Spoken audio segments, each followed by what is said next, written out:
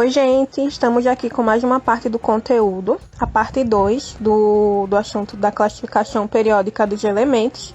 A parte 1 a gente viu na semana passada, então quem não assistiu ainda, olha aqui no nosso canal do YouTube, o último vídeo postado é a parte 1 desse material.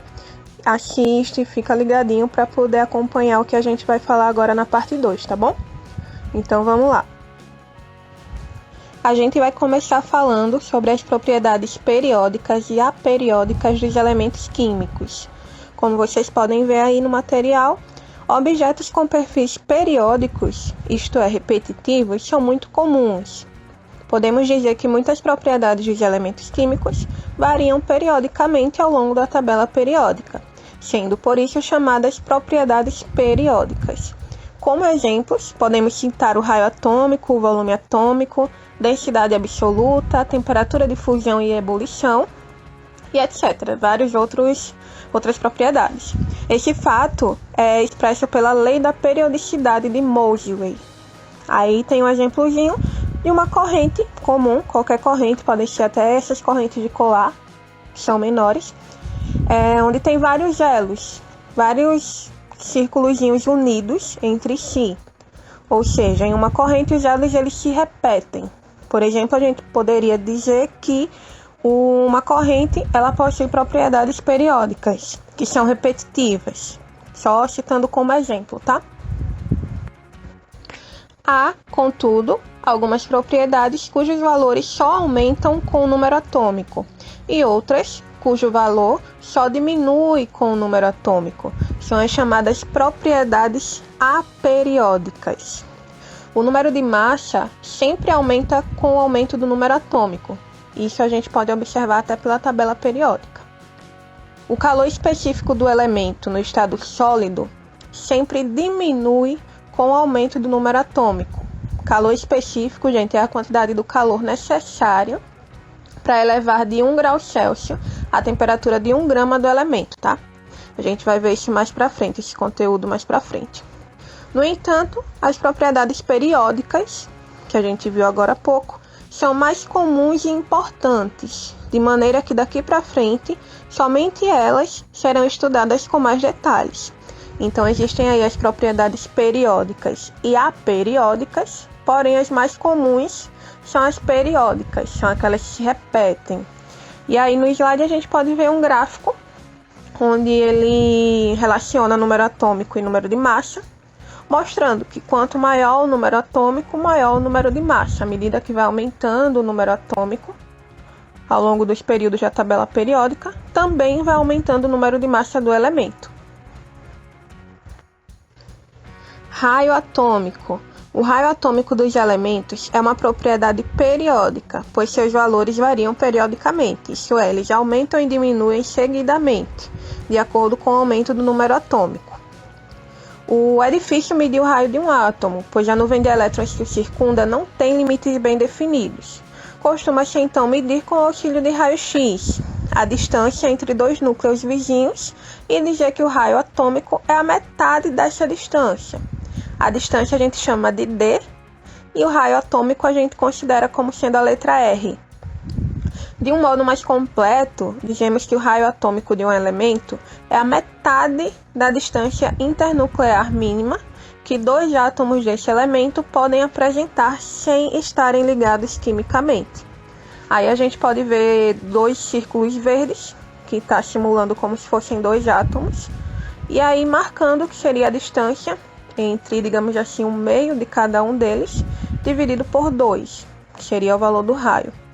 E aí mais abaixo o sentido de crescimento dos raios atômicos. Ele cresce da direita para a esquerda da tabela periódica. A gente olhando para a tabela da nossa direita para a esquerda. Ou seja, na nossa direita, que tem os elementos 8A, 7A, 6A, 5A, vai aumentando. Tá? Nesse sentido aí da setinha. No esquema da tabela periódica abaixo, as setas indicam o sentido de crescimento dos raios atômicos. Nota-se que, na vertical, os raios atômicos aumentam de cima para baixo, porque os átomos têm, nesse sentido, um número crescente de camadas eletrônicas. Então, quanto mais camadas eletrônicas tiver, maior vai ser o raio atômico. Já na horizontal, os raios atômicos aumentam para a esquerda.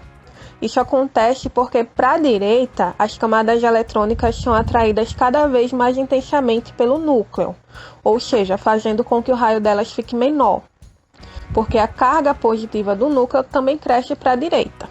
Então, por isso que no sentido horizontal da tabela periódica, os raios atômicos eles vão aumentar para a esquerda. Isso vocês podem observar aí nesse desenho que tem no slide, na tabela, essas duas setinhas indicando o sentido de crescimento. Volume atômico. Chama-se volume atômico de um elemento o volume ocupado por um mol, que tem 6,02 vezes 10 a 23 átomos, do elemento no estado sólido. Podemos observar que o volume atômico não é o volume de um átomo, mas o volume de um conjunto de átomos, que seriam 6,02 vezes 10 a 23. Consequentemente, no volume atômico, influi não só o volume de cada átomo, como também o espaçamento existente entre os átomos. Podemos concluir que o volume atômico ele também varia periodicamente com o aumento do número atômico. Então, quanto maior o número atômico, maior vai ser o volume atômico. No esquema da tabela periódica ao lado, as setas indicam o aumento do volume atômico. Aí a gente tem também uma tabelinha com as setinhas indicando o sentido de crescimento, tá bom? Notamos que os elementos, gente, de maior volume atômico, eles estão situados na parte inferior e nas extremidades da tabela periódica. Podemos observar também que em cada coluna da tabela periódica, a variação do volume atômico é semelhante à do raio, como a gente viu agora há pouco no slide anterior. Nos períodos, à esquerda da linha tracejada, que a gente observa aí, o aumento do volume atômico acompanha o do raio atômico. Já à direita da linha tracejada, que seria essa parte mais amarelada da imagem, a variação ela é oposta, porque nos elementos já situados, que são principalmente os não metais, o espaçamento entre os átomos ele é relativamente grande. Densidade absoluta. Chama-se densidade absoluta ou massa específica de um elemento o quociente entre sua massa e seu volume. Então, a densidade absoluta a gente considera que é a letra D, a massa a letra M e o volume a letra V. Então, aí a gente tem a fórmula densidade que é igual a massa sobre o volume. A variação da densidade absoluta no estado sólido é também uma propriedade periódica dos elementos químicos. No esquema da tabela periódica aí que a gente está vendo no slide, as setas elas indicam o aumento da densidade absoluta. Como podemos ver, os elementos mais densos situam-se no centro e na parte inferior da tabela. Ponto de fusão e de ebulição. As temperaturas nas quais os elementos entram em fusão ou em ebulição são também funções periódicas dos seus números atômicos. Nesse esquema da tabela periódica, que a gente está vendo aí, novamente as setas elas indicam o aumento do ponto de fusão. O carbono ele é uma exceção, tá? Pois o ponto de fusão dele é igual a 3.800 graus Celsius. Por exemplo, a gente pode citar o tungstênio. Ele é o metal de maior ponto de fusão, 3.422 graus Celsius, sendo utilizado na fabricação de filamentos de lâmpadas incandescentes. Um ponto importante agora, é interessante a gente notar que os elementos de menor ponto de fusão e de ebulição são aqueles que podem se apresentar no estado líquido ou até mesmo no estado gasoso, em condições ambientes.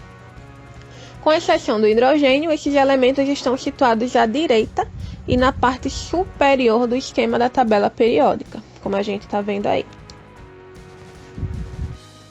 Potencial de ionização.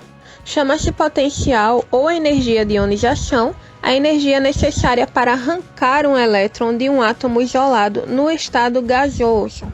Essa energia é, em geral, expressa em elétron-volt, que é a energia ou trabalho necessário para deslocar um elétron contra uma diferença de potencial de 1 volt. Na prática, o mais importante a ser considerado é o primeiro potencial de ionização, isso é, a energia necessária para arrancar o primeiro elétron da camada mais externa do átomo. O primeiro potencial de ionização aumenta conforme o esquema da tabela periódica que a gente está vendo aí. Então, quanto mais à direita da tabela periódica, digamos assim, quanto mais à direita e quanto mais nessa parte de cima aí, acompanhando o sentido da seta, mais energia vai ser necessária para a gente arrancar um elétron de um átomo isolado no estado gasoso. Eletroafinidade ou afinidade eletrônica. Chama-se eletroafinidade ou afinidade eletrônica a energia liberada quando um elétron é adicionado a um átomo neutro no estado gasoso. Essa energia é também expressa em geral em elétron-volt e mede a intensidade com que o átomo segura esse elétron adicional. A eletroafinidade aumenta conforme o esquema da tabela periódica ao lado. Então, aí mais uma vez a gente tem o desenhozinho da tabela periódica e as setinhas indicando o sentido de crescimento, tá? Essa definição daí é muito importante.